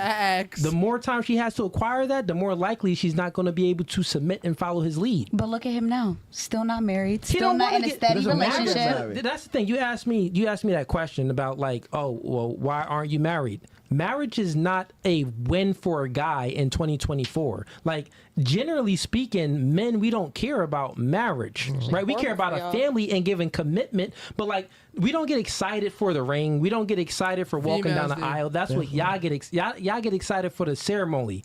Only thing we can say is cool is like, okay, we're locking it in and it's a family name and we're building a legacy and stuff like that. Those are all good things. We are saying that marriage is still a good thing, but it's not anything that it's like, if the man doesn't get married, it's an L. No, because we give out marriage. How is it an L for us if we get out marriage? It's like me saying to you, well, wait, you're a virgin? Why didn't you have sex? Well, that can't be an L. You hold the key to sex.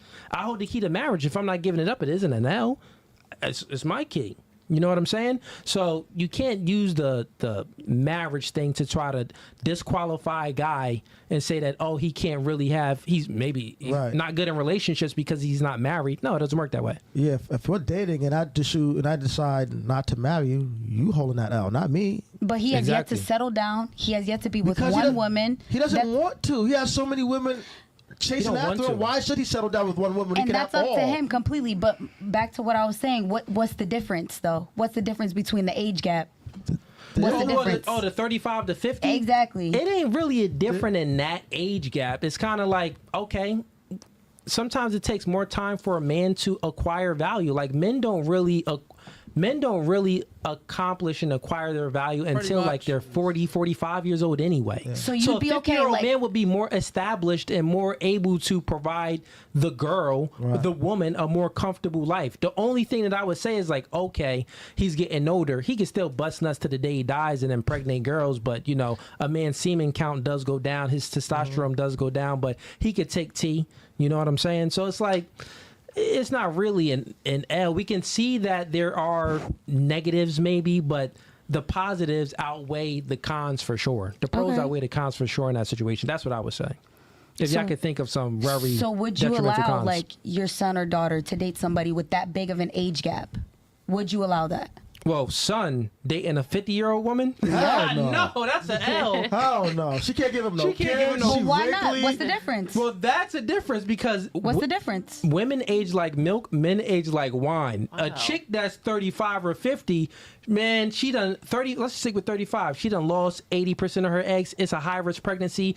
It's a higher probability that the kids could come out with Down syndrome and all of these type of birth defects. So, no. Also, she had more experience. We're just not attracted to experience how you're attracted to experience. Like I was trying to tell her, we're attracted to inexperience. It's something that's so special, right? When a guy meets a girl and she never been to this place, right? And she goes, oh my gosh, wow, Cancun, I never been here. The water is so clear. I love it here.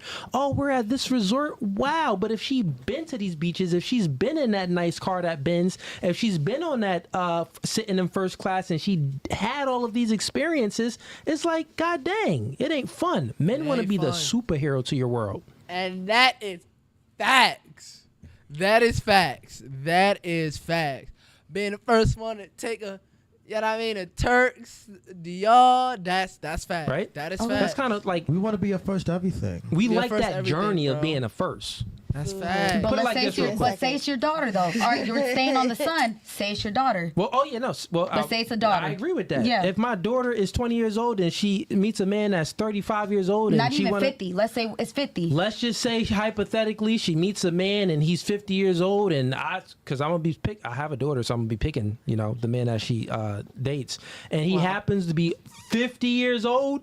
Let's just say hypothetically, but he embodies all of these good characteristic traits. Marry him. Fine, marry him. But I mean, that's what it is. That's you, though. yeah, Okay. I mean, that's what I would say. Cool. Can you at It's least all about when he understand? embodies the traits. But go ahead. Can you at least understand though that in the way that there's like a very blurry line between just like a regular age gap relationship? I don't understand it. I don't understand You that. don't understand Nope. that? That's sad. No. They're both adults. Especially if you have a daughter, then that's sad. No. That's not sad. And you should like prepare yourself for the warnings. Well, that's the thing. You're Especially if thinking you're gonna about choose a you're man thinking for your about the grooming aspect. We know, like I said before, if a man can take advantage of you, him being 20 years old and him being 50 years old.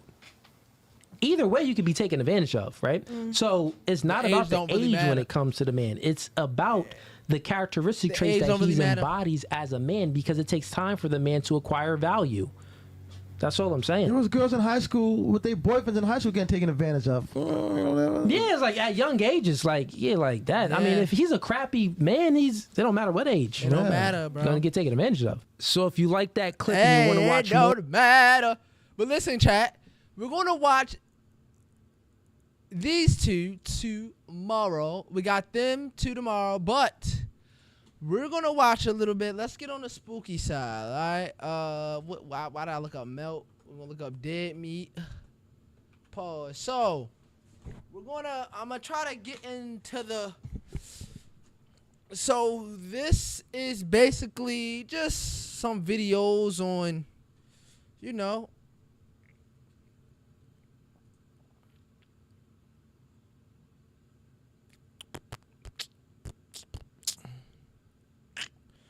This is just kill counts of certain I said animals. Certain let's go to here. We're gonna watch a few of these. He got 19 videos. We're gonna watch. No. Wait, let me see. We're gonna watch playlist. They got.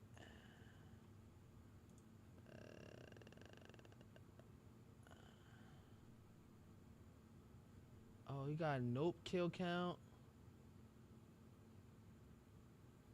Yeah, we're gonna watch this.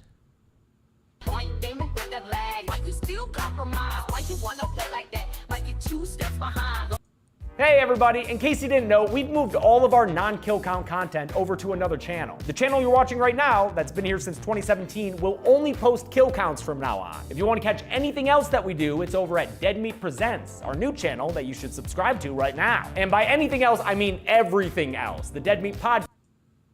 Scream, that is, Scream Queens and the MTV Scream series. Peele wrote Nope during the COVID-19 lockdown and used the premise of alien abductions to tap into our sudden fear of going outside. He wanted to make a spectacle that would help bring people back to theaters, so he intentionally wrote a script that he didn't know how to pull off, then assembled an expert crew who could actually do it. Nope is a mix of various tones and styles, as much an adventurous western as it is a horror comedy. It takes inspiration from all over the place, from Jaws and King Kong to Close Encounters and Signs, from The Wizard of Oz to Neon Genesis Evangelion. And it's absolutely riddled with themes and deeper meaning, exploring Hollywood exploitation, the nature of animals, and the different ways of dealing with trauma. There are so many hidden details, and I'll do my best discussing them all in this kill count. But if you want a more in-depth conversation, check out our podcast episode about the film, which now lives over on our other channel, Dead Meat Presents. Of course, above all, I implore you to watch this movie yourself. It is a masterpiece of cinema, and I can't stress that enough. There's a reason it won 3 prime ribs at our horror awards last year, including Best Original Picture. Will this alien be as affable as Alf, or... Oh shit, I completely forgot about this. Sorry, one second. Hello and welcome to the 29th annual Sponsor Bee, presented by today's sponsor, Manscaped, the global lifestyle brand that's trusted by 10 million ball buddies worldwide. All right, let's get into the will kills. its body count look more like a xenomorph Xerox? Let's find out and get to the kills. The kills, guys. The movie begins with an ominous Bible verse setting up the theme of spectacle. We get a brief glimpse at a balancing shoe and a fourth wall breaking bloody monkey, but we'll have to come back to this horrific scene later. For now, let's meet Otis Jr., or OJ, and his father Otis Sr., two animal trainers who run the Haywood Hollywood Ranch. They provide horses to movie productions in LA, and they're getting ready for a big job that may just save their struggling business. All of a sudden, power and phone signal blink out as OJ hears some spooky sound design way up in the sky. If you didn't catch the distant screaming, maybe you'll catch some of the debris raining down. Otis Sr. does. OJ looks back and sees his pops flopping off his horse. OJ rushes his dad to the hospital, but it's too late. His dad dies in front of him, actually all over him to be honest, and an x-ray shows what did him in, a nickel that went through his eye and into his brain. Otis Sr.'s untimely death leaves OJ in charge of the big job, but whether he's inexperienced or possibly on the spectrum, he's not cut out for the social aspect. My name is OJ. I think my sister's gonna be here in a minute. A little louder, please. We can't hear you in the back. Luckily, his sister Emerald is way more of a people person. That's why back at the Haywood Ranch, as the only black-owned horse trainers in Hollywood, we like to say since the moment pictures could move, we had skin in the game. Great reaction there from the on-set director played by Osgood Perkins, whose ties to horror extend much further than being Anthony Perkins' son. He directed The Blackcoat's Daughter, and his new movie Longlegs is due out this July. The director and his crew treat OJ's horse Lucky like a prop, prioritizing their movie over its comfort. Tell the horse we're ready to do one. A reflective VFX ball causes pony problems, and Lucky Bucky's nearly kicking their leading lady in the face. The on-set oopsie cost the siblings the job, with Lucky replaced by a green horse for post-production VFX. The duo drives back to Agua Dulce, their Los Angeles exurb that's mostly wide open desert. Nope was shot on location there, following in the steps of many other films such as the Flintstones movie and Blazing Saddles. They stop at Jupiter's Claim, a hokey western theme park owned by their neighbor Ricky Park. Parks built this place off the fame he got from being a child star. He even goes by Jupe, the name of his character from his biggest film.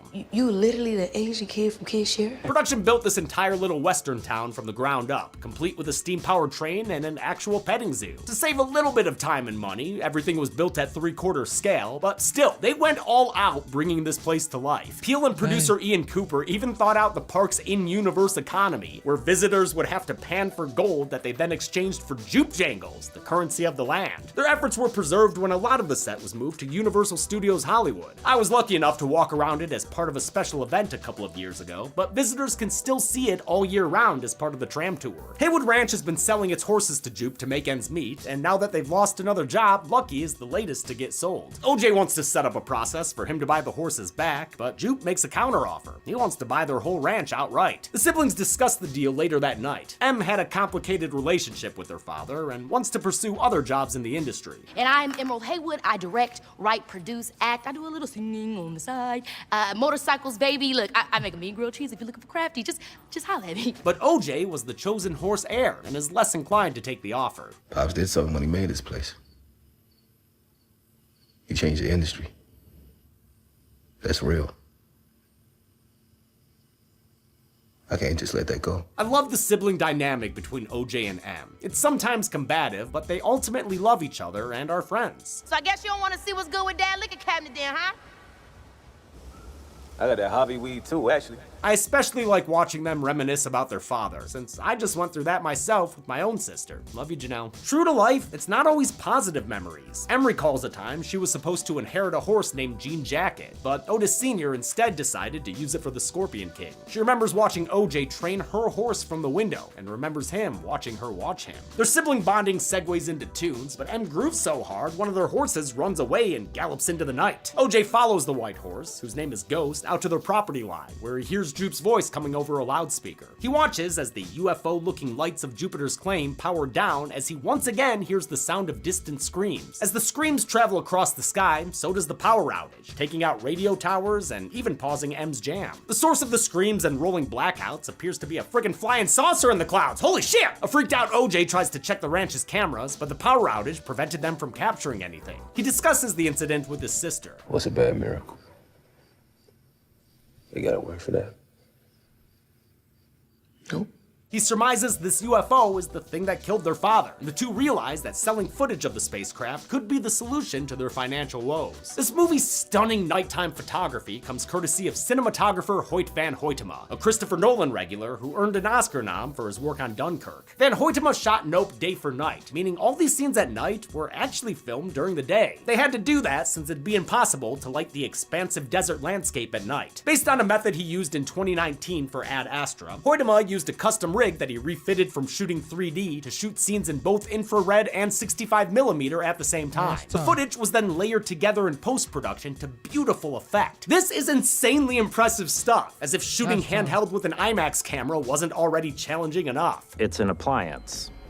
Really, more than a camera. Nope was actually the very first horror film to be shot on IMAX. Here's hoping for more. The siblings That's tough. You gonna play me or what, Probalski? As soon as I finish my fruit by the foot. Pause. Visit Fry's Electronics to upgrade their gear, since they hope to sell the footage to someone reputable, like Oprah. Nigga, I didn't say Oprah. You said Oprah. You love Oprah. Store employee Angel Torres figures out what they're trying to do, so he hikes out to Agua Dulce to help with the installation. Dude's really into aliens. Do you not even call them UFOs anymore? It's fucking UAPs now. Angel sets up their eyes on the skies and wants to join the alien hunt, but OJ and M would prefer to keep it in the family. I mean, you're really not gonna tell me what the fuck's going on? You'll know soon enough. Oh, cool, cryptic. Angel was originally a friendlier character, but Peele enjoyed Brandon Perea's audition so much, he rewrote the character to match his surlier take. I'm gonna change the entire script. Oh, shit. Fuck yeah. Yeah, you got it. You got the role. Oh, wait, what? Yeah, we're doing it, man. M provides bait in the form of a fake horse that she snatched from Jupiter's claim. Jupe shows up to ask them about it. You know, we got some of those. But M says it's a coincidence, forcing him to leave them with nothing but a thumbs up. Thumbs up, thumbs up. Later that night, OJ investigates strange noises in the barn and sees a freaking alien. God, I love scares from afar like this, and it gets even spookier when a second little gray man pops out. Nope. Mm-mm. But one back to an oversized head reveals the truth. These traditional-looking aliens are just Jupe's kids in costumes, a payback prank for the plastic pony plundering. They trying to prank Haywood? It's on. Hey, you stole their horse. The kids also let out Clover, one of their horses, forcing OJ to go out and wrangle him. Clover knows when to GTF over, because he takes off when the real alien shows up and abducts the equine effigy in a whirlwind. All that's left visible is a string of colored pennants hanging down from a cloud. Angel's working the night shift when he sees one of the ranch's cameras go offline. Man, how are they supposed to get the Oprah shot when all this tech is full of bugs? He calls up M, who runs outside to witness the UAP get UAPO'd. And run he does, straight into nearby stables, where he watches Clover get beamed up in a dust storm. This horse-eating saucer is too scary for M, who wants them to get the fuck out of Dodge. But OJ refuses to flee his responsibilities. I got mouths to feed. He's motivated by the memory of their father, who has some thematically relevant dialogue in a flashback. I guess some animals ain't fit to be trained. Otis Sr. is played by Keith David, a two-time kill count veteran. He provides a perfect looming presence over OJ's career. Because of the UFO's power-sapping properties, the siblings realize they need to shoot on film. They try to recruit Antlers Holst, a famous cinematographer who was on the set of that job they lost. He's working on a documentary about dangerous animals when M calls. She tries to entice him by saying he can get the shot of a lifetime, but his response is a cynical no. Horse girl, this dream you're chasing, the one where you end up at the top of the mountain, all eyes on you. It's the dream you never wake up from. At least they still have Angel, who tells them he noticed a motionless cloud in their footage that hasn't moved an inch all day. This wasn't the only sky footage that production had to manipulate. In fact, nearly every single sky shot was completely digital. Peele felt the sky in Nope was paramount, comparing it to the ocean in Jaws. That's why MPC VFX spent 9 whole months researching how to make realistic clouds. The group realizes this cloud must be the UFO in disguise, and OJ begins to suspect it may be even more than that. It doesn't move like a ship. What you mean, OJ? What if it's not a ship? Later, they'll learn that the object they see isn't a ship, but the alien itself, a giant flying animal. I only clarify that now because it's relevant to some upcoming thematic discussions, like with that chimp we saw in the beginning. It's finally time to talk about it. The movie switches focus to the filming of Gordy's Home, a sitcom Jupe starred in when he was a kid. Somehow you'd think that a man who can send a rocket into space would be able to manage a halfway decent birthday present. Nope. Not surprising, Peele can make a great fake sitcom. It feels in line with his specific observational comedy from Key and Peele. They're sort of an affront to our more real, gritty lives, being told when to laugh and all that shit. Gordy's Home was Jupe's TV series after his breakout role in Kid Sheriff, and it followed an astronaut mom, a rocket scientist dad, their daughter Haley, and Jupe as their adopted son Mikey. Oh, and Gordy, of course, the chimpanzee who lives with them. The show was successful enough to get picked up for a second season, but that's when tragedy struck during a taping. So one of the chimps that plays Gordy just hit his limit. And it was 6 minutes and 13 seconds of havoc. We got a glimpse of the incident at the start of the film, but now we see exactly what happened back in 1998. While filming an episode about Gordy's birthday, the balloons began popping due to the studio lights. That shocked the monkey, Peter Gabriel style, causing Gordy to go bananas off screen. The opening scene was from Jupe's point of view as he hid beneath a table while Gordy mauled his co-star Mary Jo Elliott. During the attack, Jupe focused on one of Mary Jo's shoes that somehow landed perfectly upright. A lot has been made about this shoe and what it means. Peele has said it represents the impossible shot that the Haywoods tried to entice Holst with. That's impossible. It's also sort of a bad miracle, like OJ was asking about. And most simply, it's something for Jupe to focus on as he disassociates during the attack. Sitcom dad Tom tries to calm Gordy down, but is tackled and killed in a wet off-screen mauling. At least, I think he dies? Sounds dead anyway. The bloody monkey wanders back and notices Jupe below the table. He tries to make contact with a fist bump, but before Gordy can phone home, he's gunned down by a cop responding on the scene. Just a reminder that animals don't go on the count, nor does the death of Jupe's childhood. This traumatic experience has been sanitized and marketed by adult Jupe. He even maintains a private museum that canonizes the incident. I usually charge a fee for this. The attack was made light of by comedy outlets at the time, and when M asks him what really happened, Jupe just recounts the SNL sketch. He talks about how hilarious it was, with Daryl Hammond and Anna Gasteyer as the parents, Sherry O'Terry as the daughter, and host Scott Wolf as Jupe himself, which is funny because Wolf really did host an episode in 1998. The funniest part, though, is that Chris goddamn Kattan played Gordy going haywire. It's Kattan. Oh, wow. He's just crushing it. Makes sense. He had experience playing Mr. Peepers. In Nope, Gordy is CG, of course. This movie's all about exploiting animals, so it'd be hypocritical to try to use a real chimp. His movements were provided by stuntman Terry Notary, a former gymnast and Cirque du Soleil acrobat. For decades, Notary's been a movement coach at Ape School, where he instructs actors how to play primates for movies like the Planet of the Apes franchise. Instead of a mocap suit, he was dressed in a Gordy costume and filmed from multiple angles for reference. Production designer Ruth DeJong built the set 30% larger than normal in order to keep Notary's performance to scale. Jupe and his wife get ready to unveil the new Star Lasso experience, something he's been pushing throughout the movie. I wanted to invite you to our new family live show! As it turns out, Jupe's known about the UFO for half a year and has been feeding it the horses he buys from OJ. Now that he thinks he's got it trained, he wants to turn it into a tourist attraction. In fact, when OJ went out after Ghost, the sound he heard was Jupe rehearsing the show. What if I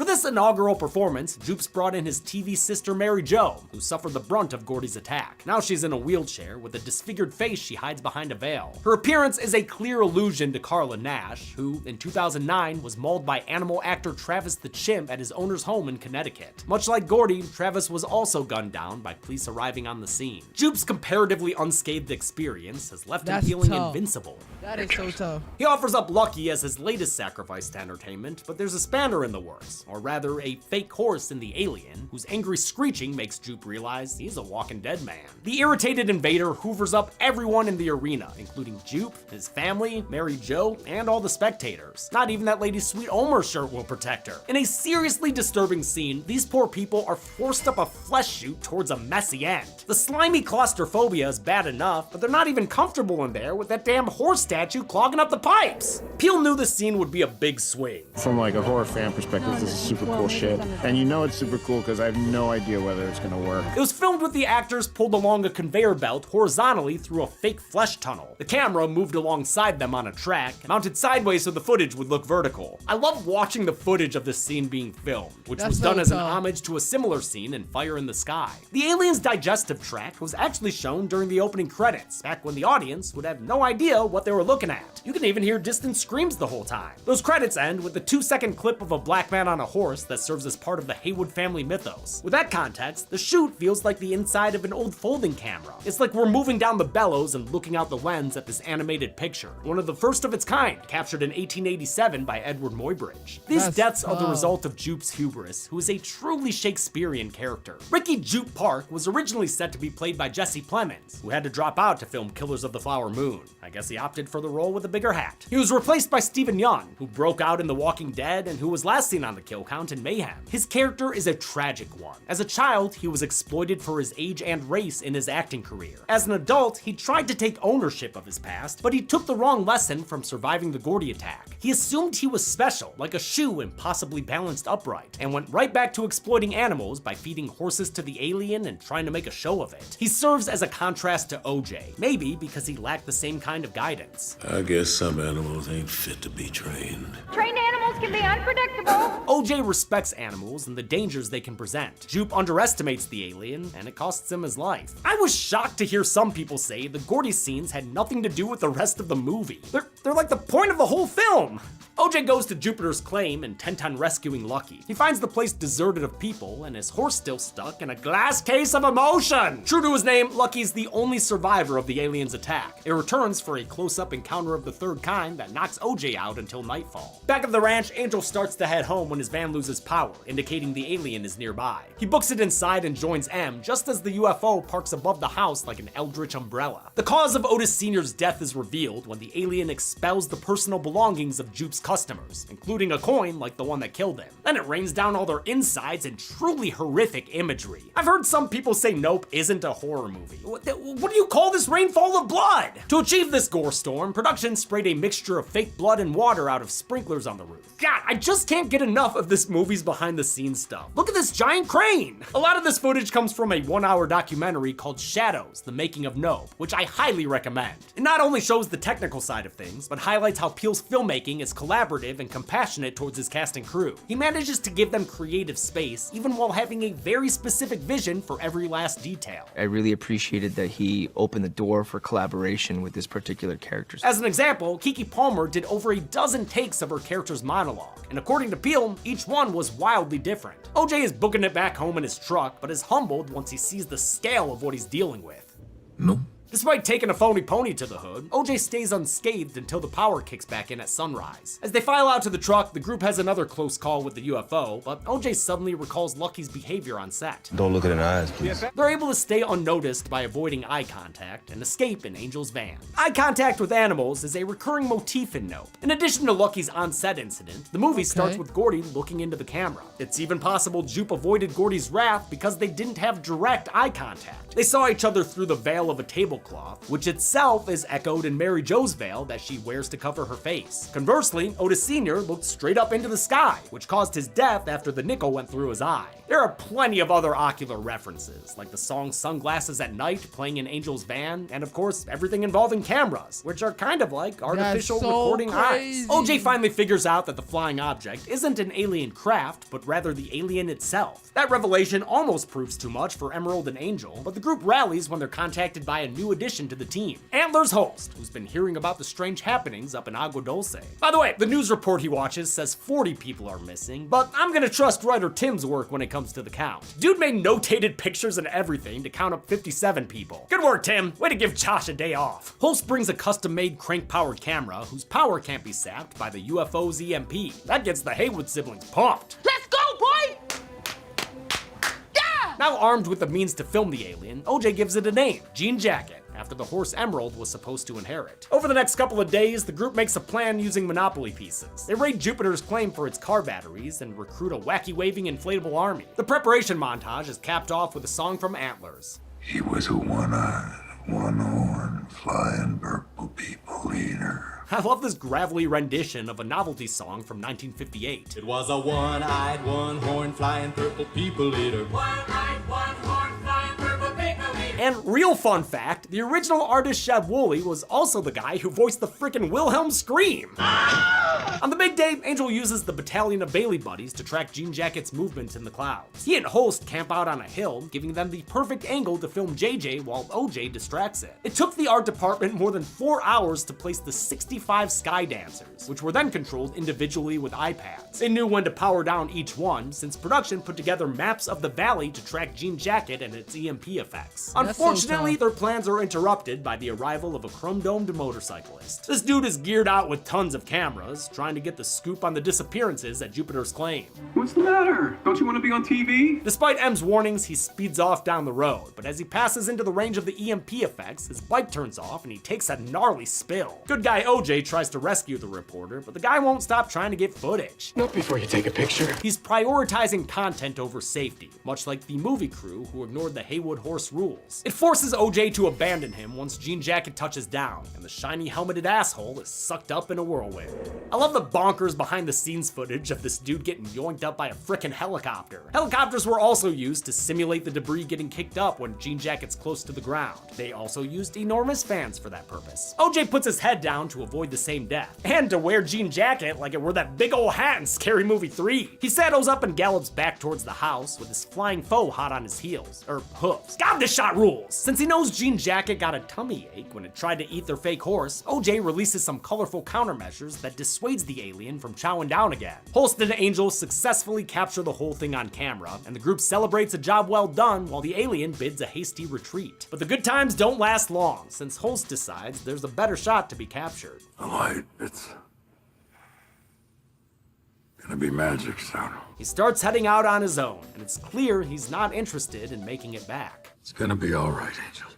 We don't deserve the impossible. I'm pretty sure Holst has a terminal illness. He gonna started die. coughing throughout the movie, we see him taking pills, and he wears clothes that would be comfortable for a sensitive body. Even this shot of him sitting outside earlier on seems like a man taking in his final days. Already having a death sentence is probably why he hikes his rig to the top of the mountain and waits for Jean Jacket's return. When he comes back, he nabs his once-in-a-lifetime shot at the cost of his own life. Oh, and also other footage. Damn it, Ant! Holst is played by Michael Wincott, who brings gravity to the role. We saw him as Captain Elgin in Alien Resurrection, and he's also known in the genre from The Crow. To play a cinematographer, he shadowed Hoyt van Hoytema to make sure he was using the camera right. Jean Jacket tries to make second helpings of Angel and M, but both manage to escape with their bodies unchummed. The Haywood house is not quite as lucky and gets completely destroyed by the alien's whirlwind. While it was rehearsed with a stunt double, Brandon Perea did Angel's half abduction himself, which was achieved with a crane and a giant fan. It's so fun for me. Like, please let me do it again. That's what I'm saying, man. That looks like a blast. M makes a break and does her best not to stare as Jean Jacket unzips into its final form. What? Jean Jacket is evolving! To give his sister a chance to escape, OJ decides to sacrifice himself and lead Jean Jacket away. After a series of absolutely gorgeous wide shots, he bids his sister a tearful goodbye with a callback to their youth, and yet another instance of this movie's emphasis on eye contact. Then he stares Jean Jacket straight in the party streamers, enticing it to follow him as he takes off. Science consultant John DeBeery worked with Peel to create a design that resembled jellyfish and squid. He also helped find real-world equivalents for Jean Jacket's abilities, such as its octopi-inspired square eye and its electrical field, taken from electric eels and ghost knifefish. Researcher Kelsey Rutledge even created a scientific manuscript for Jean Jacket that would hold up to academic standards. It included details about its anatomy and behavior, as well as a scientific name. We decided to name Jean Jacket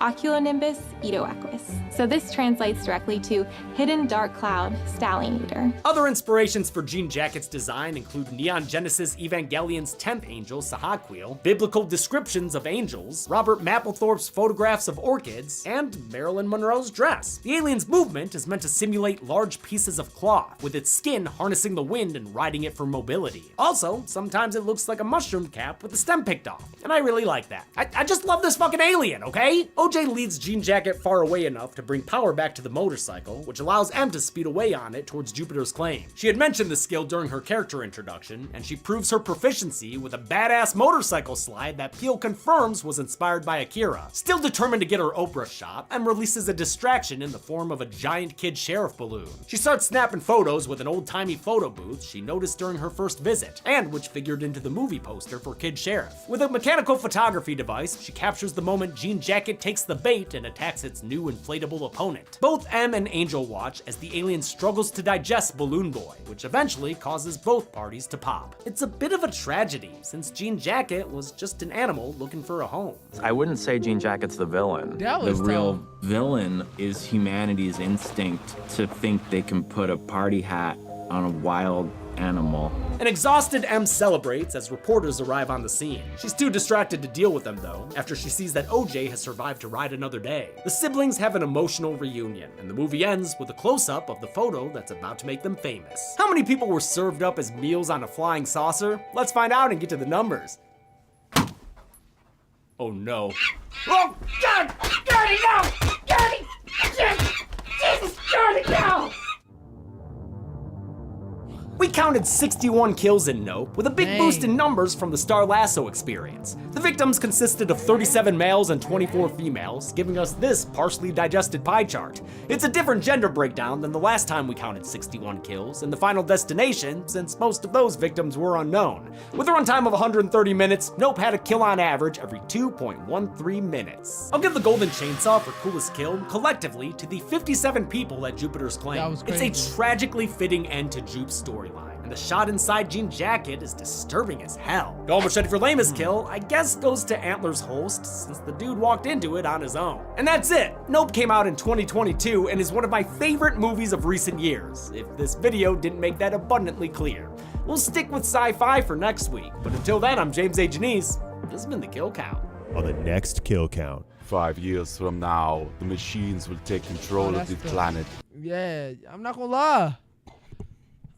I'm not gonna mind doing this, bro. Oh, almost fell. Not gonna mind doing this, bro. We getting in the Halloween spirit. We got it, and we got the Black Phone. We probably do the Black Phone tomorrow. Probably do short films as well. Let me see a little scary short film. Let's see real quick. We're gonna do scary short film.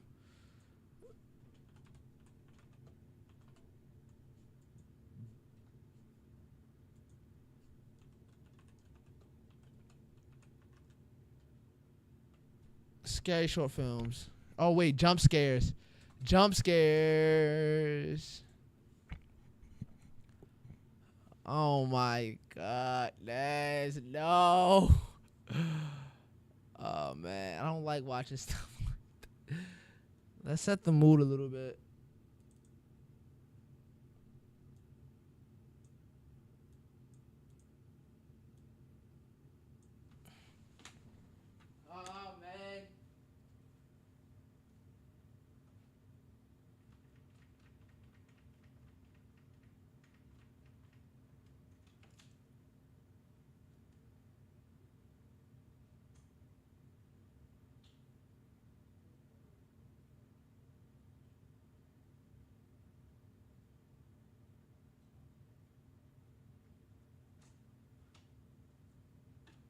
Alright, chat. Let's. Oh. Alright, let's.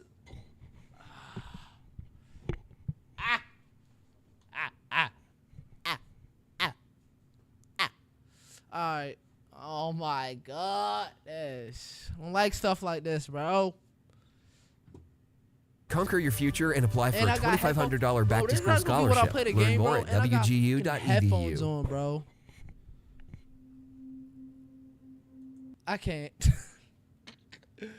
Hold on. Let me turn the camera a little bit this way. I don't want the white wall in there. Yo, and I got headphones on, bro.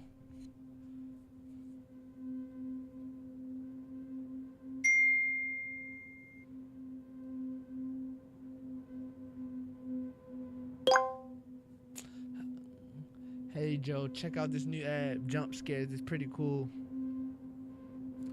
Okay. First of all, I'm not downloading that. Second of all, I'm not downloading that. I'm literally not playing no games that's labeled freaking jump scares.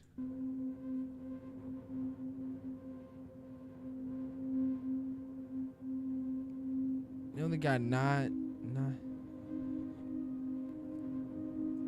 That's where you mess up Welcome at. to jump scare. Tap begin to start.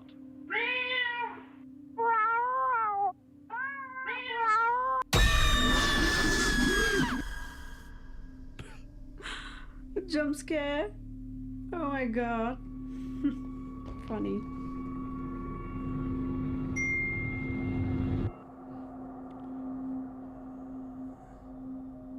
Your jump scare is on the way. What do you mean? We're delivering in 5 minutes.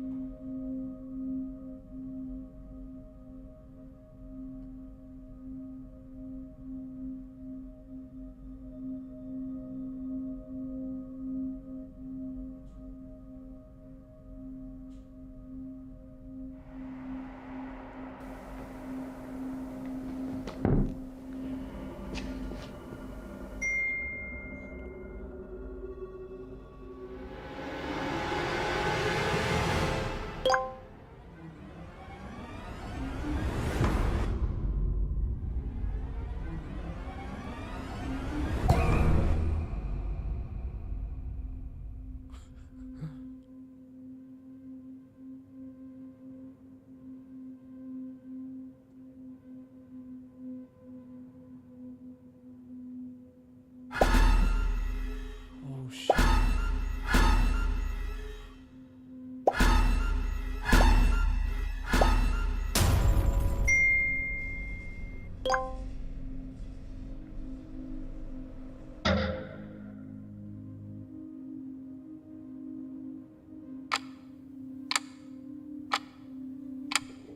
No.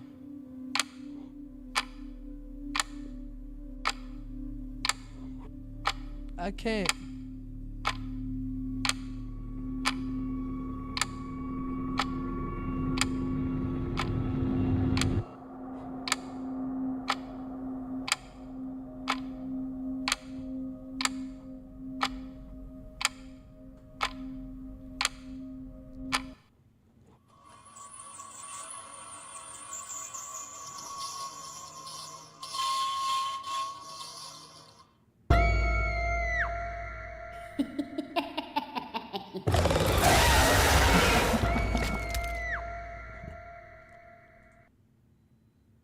So are you telling me I just did all that for that bull crap?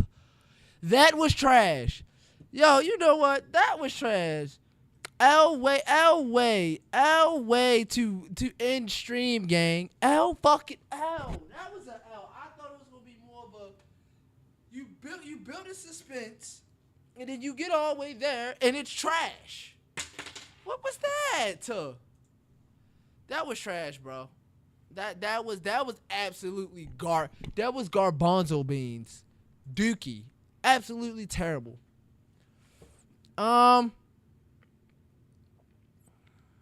Terrible.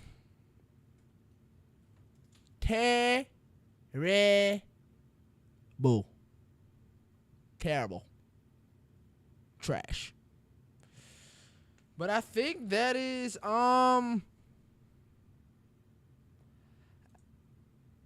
hey, I really think that's it. Keep it a stack. Nice little stream, 2-hour stream. Tomorrow for sure, 110%. We are playing the game tomorrow. Yes, we got games lined up.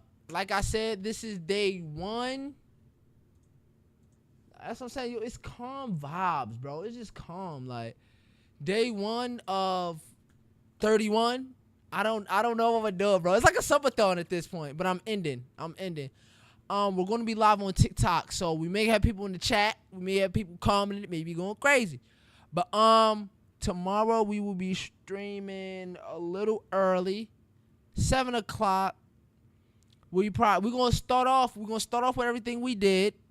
We're gonna go back to the double reactions, dead meat, short film. Then we're gonna go games. For sure. Tomorrow's Wednesday. Then we're gonna go games for sure. So tomorrow may be a nice little long stream, maybe a 5-hour stream tomorrow. And that's what we're gonna do for maybe the rest of the week. I don't know yet, but tomorrow we may do 2 of those videos, a short film, and then we're gonna we're gonna do 2 videos and then games. We'll watch the dead meat video, or we're gonna do 1 video, dead meat video, then play the game or something like that. We'll figure it out. You know what I'm saying? We're gonna get there. So all I'm gonna say is thank y'all. I appreciate everybody for watching. I'm gonna fix my camera tomorrow so my camera won't go off. We're gonna be live on TikTok. Guys. Don't forget to follow me. Follow me, bro. Follow me on all my platforms, gang. And that's really it. Appreciate everybody. God bless everyone. Appreciate everybody for everything. I watch the moon all the time thinking about about you.